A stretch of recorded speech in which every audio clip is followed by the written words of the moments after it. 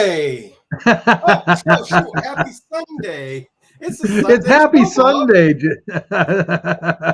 It's not my birthday for sure. So Oh, it's not oh man. I was hoping. I was hoping to have no, a celebration here. yeah. No, not my birthday. But welcome to the PinePoint Sunday Morning Show, though. It's kind of weird out there this morning. It doesn't look like it's quite so sure what it wants to do. Well, I was excited for sun, but now you got me looking out the window, Bob. I'm Well, I confused know. now. I saw a little Where'd it sun go? earlier. Yeah. It had me kind of excited there for a while. But I yeah, know. it's kind of tucked back behind the clouds again. Well, you know what though? It's Memorial Day weekend. We got to make the best of it. That's all there is to it. And again, like I said yesterday, shout out to those diehard boaters because it's freaking cold. It's cold. Especially the last couple of days with the clouds and the low temperatures and the wind and stuff. It definitely has been a little raw for sure.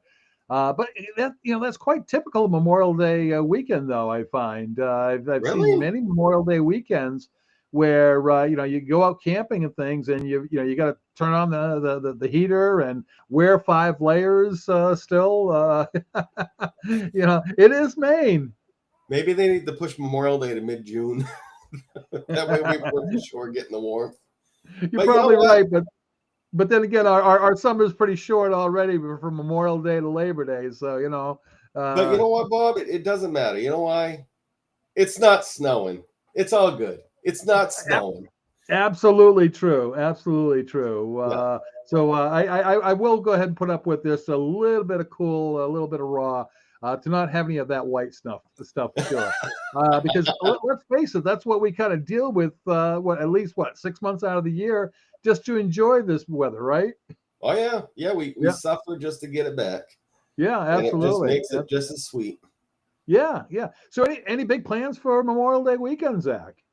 Thought about burning some stuff, getting out there, bringing up the fire pot and got to get rid of some stuff. I thought about putting some stuff on Marketplace, trying to clean out the garage.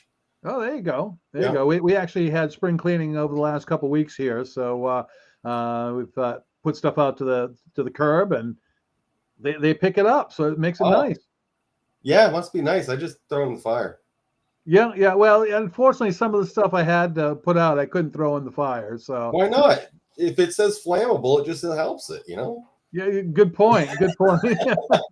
Don't do that at home. Don't burn anything like that. Right. Be safe. Be safe. Fire's dangerous. Yeah, the problem with that is not only the flammability, but the toxicity of it. True. Yeah, you got to be careful with Maybe them that's why they chemicals. say not to burn PT. Yeah, that's probably why.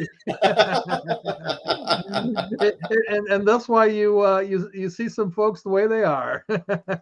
No, it's harsh. It's really harsh. I really have always enjoyed a good fire. Growing Yeah, up, me we too. always had one big bonfire a year. We'd literally clean brush out and pull it out of the woods, and literally just to make this one giant bonfire. It was always fun. I think it's more like a family thing. We haven't had one in a few years, but man, those are the things. Just a giant, massive fire.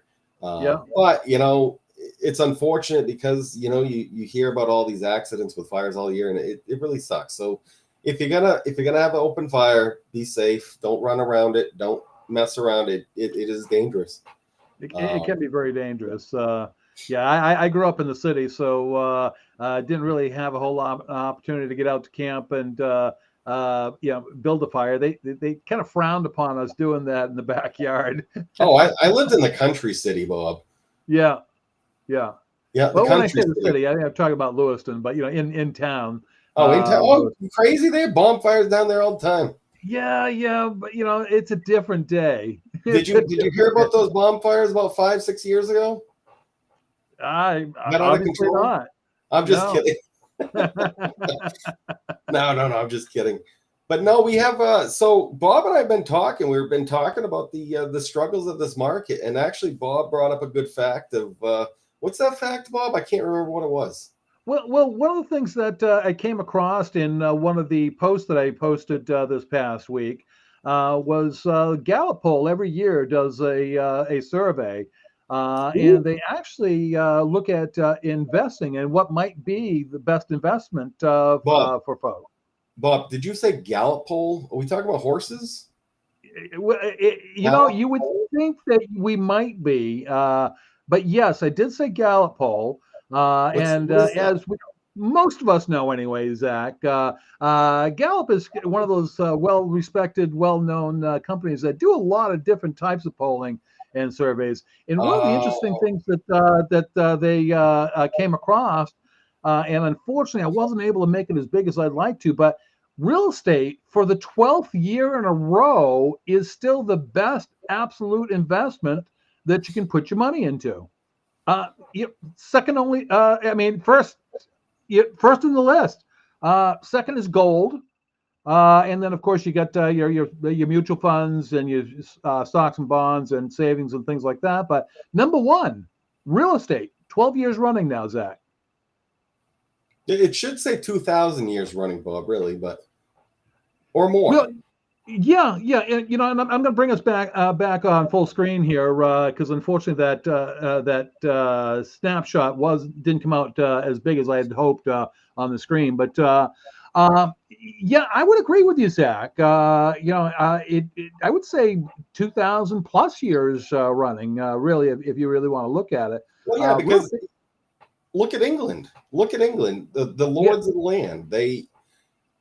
In England, from what I've heard, like I said, I gotta make sure the source is correct. But from what I've heard, that the people actually don't own the land; it's the landlord that owns the land over in England, and pretty much you pay rent for the most part. Yeah. Interesting. Look at battles. Countries kill people over land. Land is a very big investment. It's worth more than money. It's human lives in some situations, which is unfortunate. But well, actually, we have a great example of that right in Lewiston, Franklin land. Matter of fact, most of Lincoln Street, right up until a few years ago, and still some parcels of land there are still owned by them. But matter of fact, my brother owns a property right down on Lincoln Street, and the land was rented, and the house that had been there has been there since the late 1800s. You owned the house, but you didn't own the land. It's just like my grandparents' camp years ago. We used to have a camp way up past Lincoln, Maine. I can't remember what lake my grandfather knows, but we had a camp in the middle of nowhere, 30 miles from civilization, no electricity, no nothing. But that land was owned by the mills. All the mill companies owned all that land, and they basically leased it.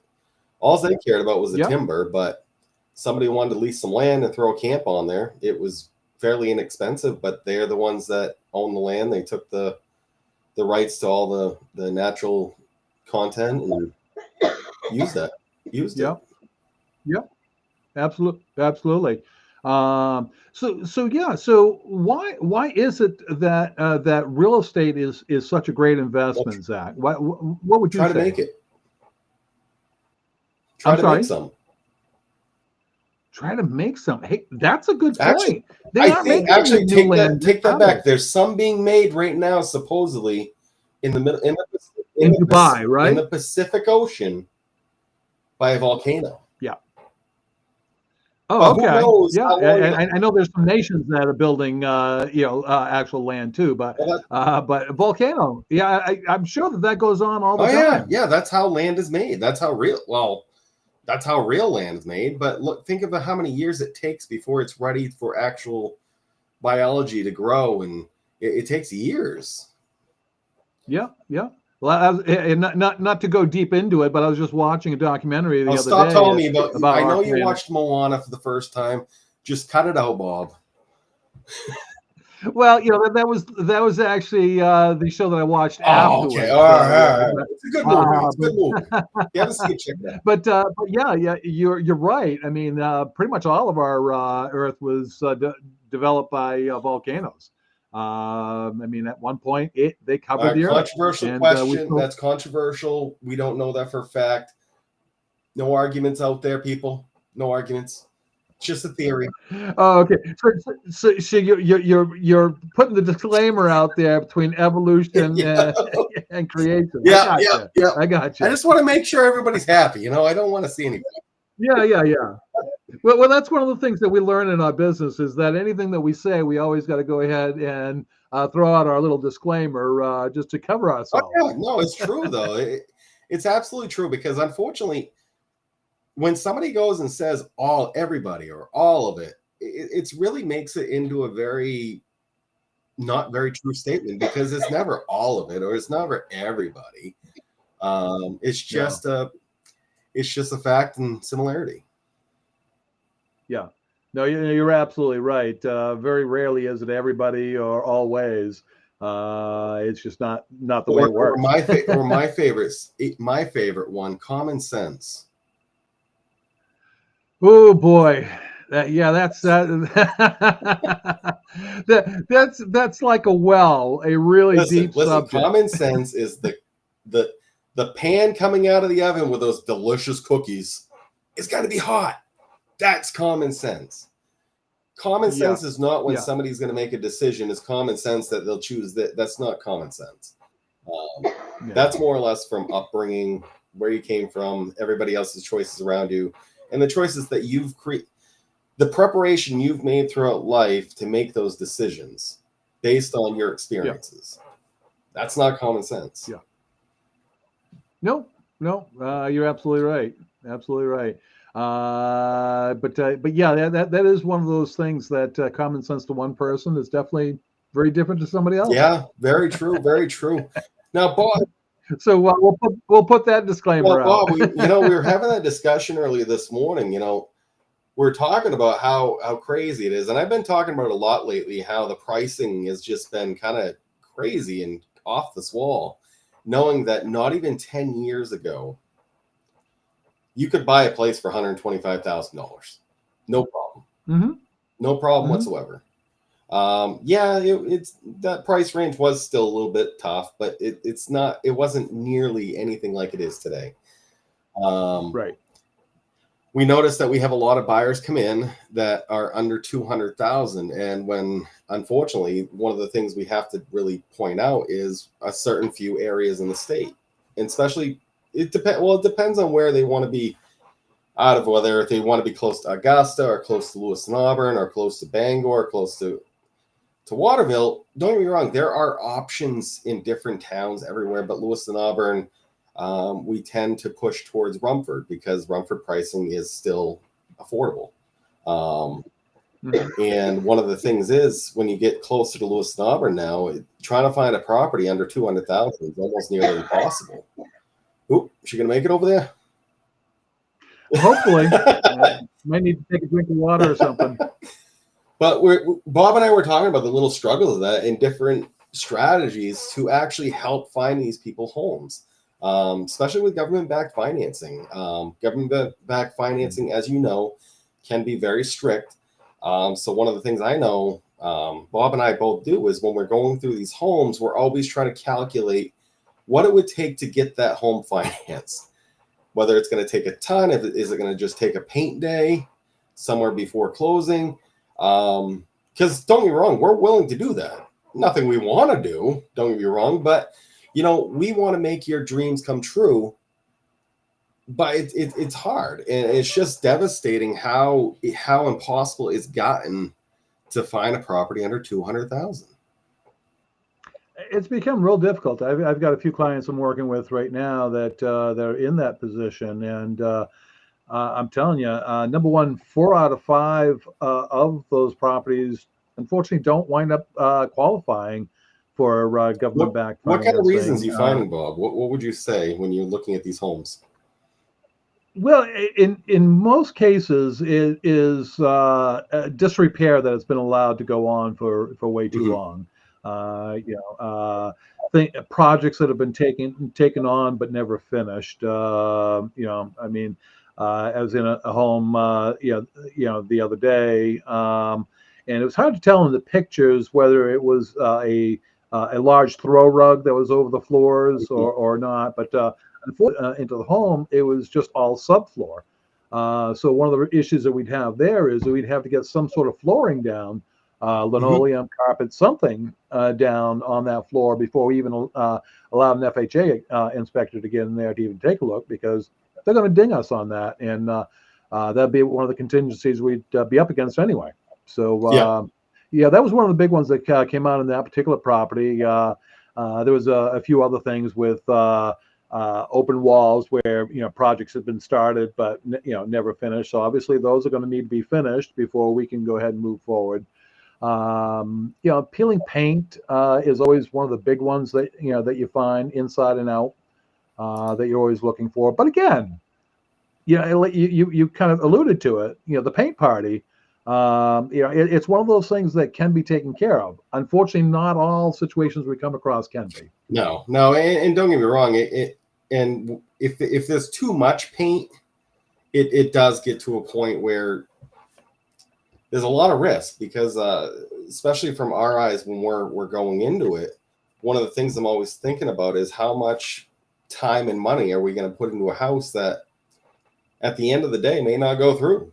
Mm-hmm. Something could happen, and then you just literally spent all this time um, over there, and literally it doesn't go through this. So the seller literally just got a free paint job. Hopefully it looks good. Typically when paint parties, just to get something through, a lot of times it's just scraping down a little bit and literally slapping a coat on there. It's not a 2-coat system. It's little touch up. Just enough to get through. I know Jimmy and I, years ago, we went up to a barn. Literally, we're sitting there with paintbrushes and a buckets, literally just going, slapping, trying to jump, slap, just put some paint on that. Hey, we got it through. But it's one of those things that when we're going through homes, we have to weigh out the options. We have to weigh out, is it worth it? And when it comes to subfloor, if it needs a roof, the downside to those things, it's a material heavy situation. If it's just a labor heavy situation, it makes it a lot easier for us to get the house through and being able to actually get something done. But when you, like roofing, I quoted out a roof the other day for a single wide mobile home, and we're talking $8,500, and the material alone is almost $5,000.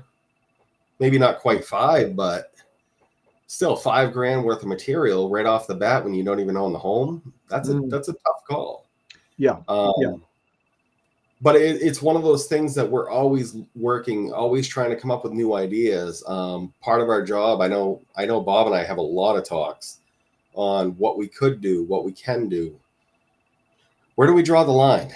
Because that's kind of like one of those things that sometimes if we try too hard, things don't work out. We end up being the ones to blame at the end of the day. And unfortunately, the truth is we're not to blame. We've tried everything. We literally, our jobs are to try everything to get you to that home, and it just doesn't work out. But I know the whole 200,000, I call it the 200,000 under budget. It's becoming really common, and it's unfortunate. It just sucks. It's a very tough situation. Well, kind of going back to something we hit on the last couple of weeks, and that was the market prices. I mean, when you're talking about $400,000 being the median price here in the state of Maine. Hold on, I gotta find my bucket here. Yeah. But that's a hefty price tag. So when you're talking about a price range that is half of that, on top of that, it does make it a lot more difficult. Not impossible, but definitely a lot more difficult to go ahead and find something for a client in that price range, for sure. It's funny, Bob, because it kind of goes a little along with my story of my biggest accomplishment. A client asked me a couple weeks ago at lunch. We went to lunch to talk about what they wanted to do and options. One of the questions they had for me is, what is your biggest accomplishment in real estate? And I asked them, like, you looking for the highest, the biggest house I've sold? I'm like, that's not really my accomplishment, because to me, every house is the same. If I have a buyer or a seller that wants to buy or sell a house, I don't care if it's $5 million. I don't care if it's $100,000. Mm-hmm. Every situation's, don't get me wrong, the situations are very different. They're going to be approached quite a bit differently, but it's a task. It's a challenge. I love challenges. I'm a very competitive person, as a lot of people know. And one of the things, to be honest, what I told them was this. I said, look, I got out of the military and I didn't know what I wanted to do. I was CNA because I got my CNA certificate when I was in high school because I liked a girl. She didn't really continue with I suppose. Yeah, I followed her into the class. My mom has been a CNA for as long as I've been alive. Yeah. So I knew what the job was. I've been around it all my life. I knew I could do it. Actually, at first I didn't know if I could do it, but I did it. But I did that for 12 years. And literally my wife, my current wife now, and my baby, we lived in this condo and we barely were making it. I was trying to buy owner finance 2 properties, very cheap too, nothing inexpensive, but we were so tight on a CNA pay grade at like $24,000. When we got approved for our house at $145,000 in Lewiston, it was like a dream come true. It's like, holy moly, this is it. This is the end of my life. We're going to move in, never go anywhere else because I can't afford anymore. Right. So it goes along with working hard and prepping, and everything you do today, you're doing it for tomorrow. And it goes to my biggest goal. It goes to the purchase of my home I'm in now. Never, ever, ever, ever in my life I ever thought I'd be able to afford a $500,000 house. Although it's becoming the norm. But it's just the fact that it's like, is money worth anything anymore? Yeah, it definitely takes a lot to buy a home these days. Along with a lot of other things too. But yeah, it's just getting tougher. Like they said, there's no inventory, and that's part of the reason why our prices are through the roof. Is because we don't have enough options out there. If there were more options, you won't have 10 people bidding on one house at once, or even 3 people. But again, Zach, this is the cyclical process of real estate, though. I mean, real estate prices go up. Demand. I think Bob's in college because I have no idea what he just said. What was that word? Sickle? Did you say? Do you want a popsicle? Grape, please. Oh, that's good. Grape's good. I like orange. I'm a big orange fan. You throw me all off now. I don't even remember what I was going to say. But no, it's true. It's true. It's just the nature of the beast, and it comes down to supply and demand, really. And at the end of the day, once our supply picks up, and my prediction is right now, rentals are going to start coming down in the next 5 years, just because we have enough being built. We have complexes going up everywhere. They're building. We need them. No, we do. We need them. They're building ski resort condos in Rumford. I just noticed. Oh, really? Yeah. Right on. I think it's right on 2. Route 2. Interesting. I'm kind of interested to see how that works out. They're building buildings up in. They're building big apartment complexes up in Caribou, I think it is. Yeah. Interesting. Okay. Like I said, that with the population influx and the need for it, it's really, investors are really storming the streets trying to make it happen because that is a great opportunity for investors.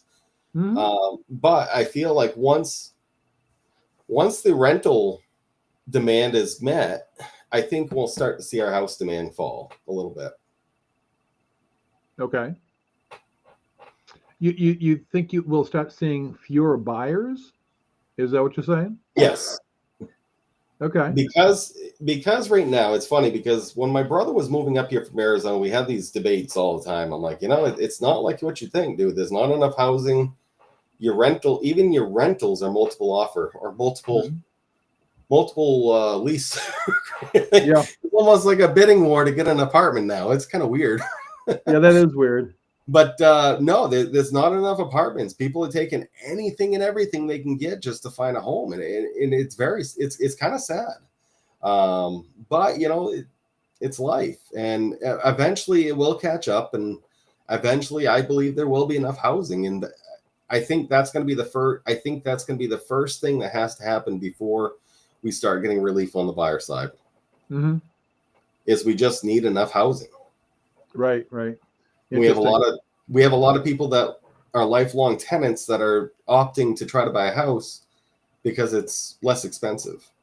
Well, right now, yeah, I tell clients quite frequently, if you can afford rent these days and you've got a decent credit score, you should be looking at purchasing a home because Mm-hmm. the mortgage payment's probably not going to be a whole lot different than your payment, and you'll be building up some equity in that home rather than letting somebody else get to do that for you. Or you could say it like this, Bob. Look, just take your money, and if you want to continue renting, you just flush it down the toilet. Yeah. And then the difference is when you're paying a mortgage, you're only flushing part of it down the toilet because the rest of it's going into a bank account that you can hit up later on in life. Absolutely. Absolutely. And that's the benefit of real estate as an investment. Kind of bringing this back full circle, is that the equity that you build in your home by paying it down, by the price of your home going up in value, all of those go towards your net value. As a matter of fact, I was reading the other day that the net value of a retired person that owns a home these days is up over $500,000. For that same retiree that is a renter, $6,300. Mm-hmm. Huge Oh, difference. Yeah. Huge difference. So when somebody talks about real estate being a great investment, no matter what the market's doing, unless you're in one of those real crazy cycles, they happen every now and then. But there's almost never a bad time to invest in No, real estate. not at all. It's just the biggest thing you've got to figure out before you do it is this a long-term investment or short-term investment? Good point. And we were talking about long-term investment as far as this I think a lot of things is when especially home buyers buying their home, their actual personal home, is looking at it as a long-term investment in yourself on top of a long-term investment as a bank account down the road, saying you need equity to help with your down payment to upgrade your home, or you pay off your home and later on in life, that's your bank account to downgrade to a smaller home to make some money off that home and put some money in your bank account to live on. That's the type of investment. That's the type of investment it really is when you're looking at your home. It's not to go make millions like buying a bunch of multi-units. Multi-units are a great investment because they make you money along with holding that equity. Equity is a bank account. As long as you keep your credit good, you can hit it up pretty much anytime. Go down to the bank and open up a home equity line, pull some money out, emergency. Absolutely. But no, it's just so many ways of looking at it. It's unbelievable. And real estate is amazing. It's just crazy how one source in this world of land is so important. Mm-hmm. Yeah, I would agree.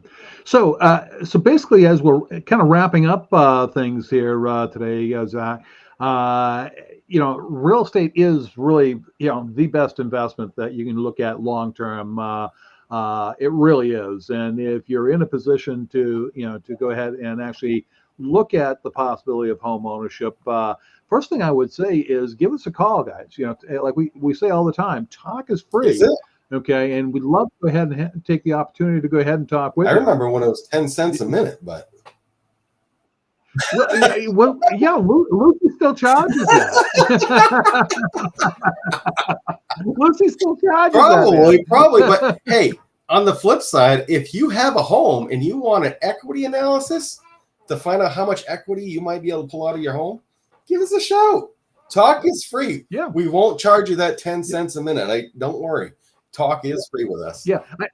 I know a lot of times we talk about purchasing a home, but you're absolutely right. If you're looking, because it is springtime, if you're looking at possibly selling your home, give us a call, because you may be amazed as to how much equity you actually have in your home and what that can mean for you moving forward in your journey. Anything else you'd like to add, Zach? Talk is free. That it is. And on that, what I would say is till next time, guys. Have an amazing day. Expect an amazing day. All right. Take care.